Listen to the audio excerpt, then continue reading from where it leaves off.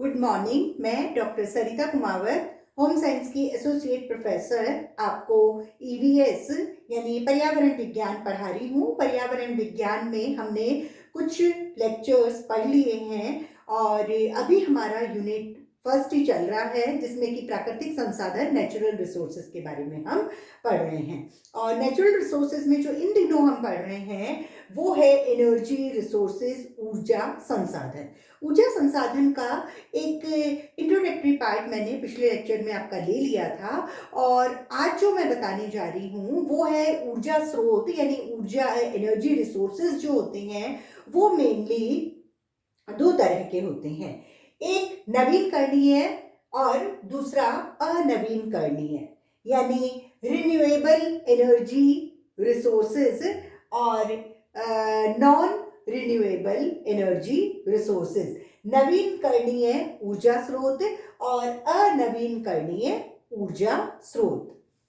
पहला हम नवीनकरणीय यानी रिन्यूएबल एनर्जी रिसोर्सेज के बारे में पढ़ेंगे। रिन्यूएबल एनर्जी रिसोर्सेज यानी नवीनकरणीय ऊर्जा स्रोत क्या होते हैं?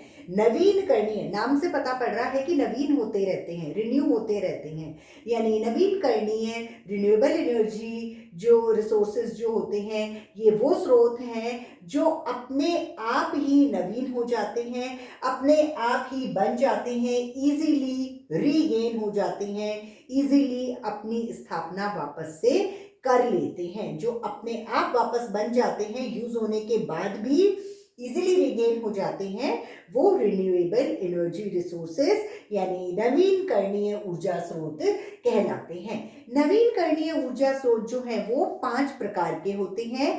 पहला है सौर ऊर्जा, सोलर एनर्जी। दूसरा है पवन ऊर्जा यानी विंड एनर्जी।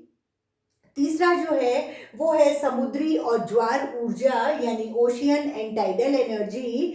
चौथी तरह का जो है वो है भूतापीय ऊर्जा यानी जियोथर्मल एनर्जी। और पांचवी प्रकार का है जैव भार आधारित ऊर्जा, बायोमास बेस्ड एनर्जी। 5 प्रकार की नवीनकरणीय ऊर्जा स्रोत होते हैं, उनके बारे में हम यहाँ डिस्कस करेंगे।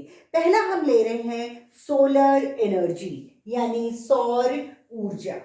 सौर ऊर्जा मतलब सूर्य का प्रकाश जो है वो ऊर्जा के रूप में आता है।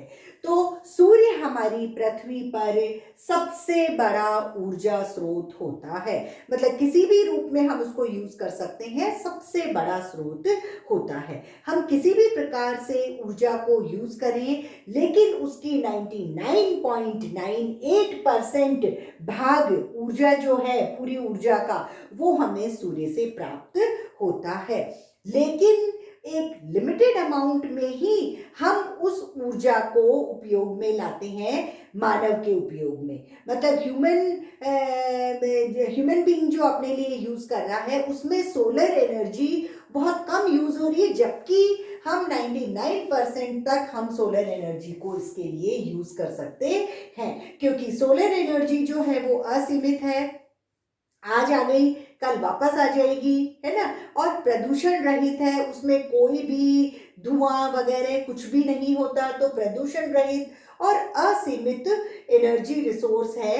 लेकिन ये बहुत ही कम हमारे मानव उपयोग में इसको यूज किया जा रहा है, जबकि ये बहुत ज्यादा हमको अवेलेबल होता है। और हमारी पृथ्वी पर ये मतलब ऊर्जा का प्राथमिक स्रोत भी कहलाता है। जब सोलर एनर्जी हमको मिलती है, सूर्य का जो प्रकाश मिलता है, उस सोलर एनर्जी को हम सोलर ताप परिवर्तन तंत्रों के द्वारा, सोलर थर्मल कन्वर्जन सिस्टम के द्वारा हम सोलर एनर्जी को ऊष्मा में परिवर्तित कर देते हैं। और वो जो ऊष्मा है, वो जो एनर्जी है, वो यांत्रिक, विद्युत और रासायनिक ऊर्जा के रूप में काम में आती है। Mechanical energy, electrical energy and chemical energy के रूप में हम सोलर एनर्जी को ऊष्मा में परिवर्तित करके यूज कर सकते हैं।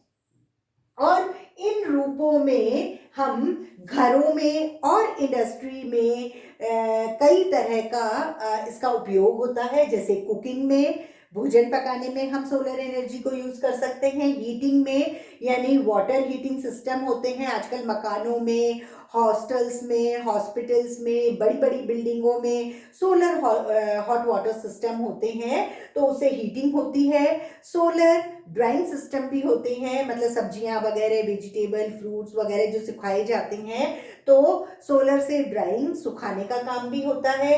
डिस्टिलेटिंग, सोलर डिस्टिलेटिंग यूनिट भी होती है, मतलब आसवन की विधि से जो पानी बनता है वो कई लेबोरेटरीज में और कई जगह काम में आता है, तो डिस्टिलेशन भी सोलर एनर्जी से होता है। फर्नेसेस में भी यूज किया जाता है, जो भट्टियां होती हैं उसमें भी हम सोलर एनर्जी को यूज करते हैं। वाटर पंप चलाने के लिए जो जल के जो पंप होते हैं पानी को ऊपर चढ़ाने के लिए, वाटर पंप भी सोलर एनर्जी से चल जाते हैं।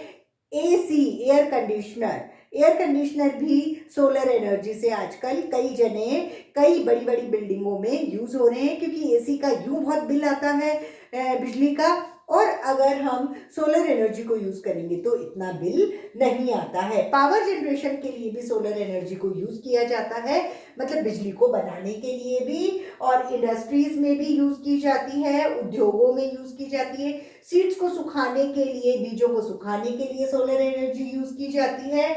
उसके अलावा ग्रीन हाउस वगैरह भी सोलर एनर्जी के द्वारा बनाए जाते हैं।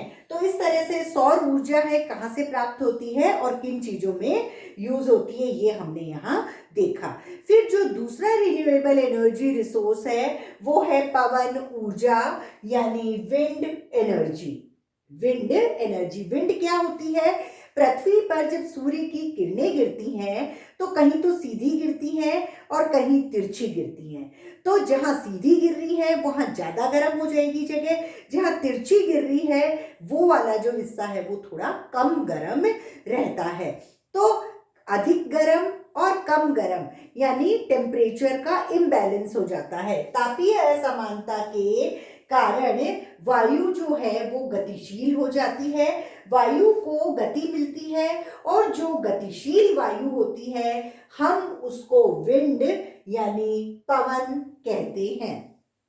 और जो वायु में ऊर्जा बनती है वो वायु के दो कारण से बनती है। वायु की गति के कारण, कितनी गति से वायु चल रही है उसके कारण ऊर्जा बनती है, और दूसरा घनत्व के कारण भी ऊर्जा वायु में बनती है। मतलब वायु की गति और वायु के घनत्व के कारण वायु से ऊर्जा प्राप्त होती है।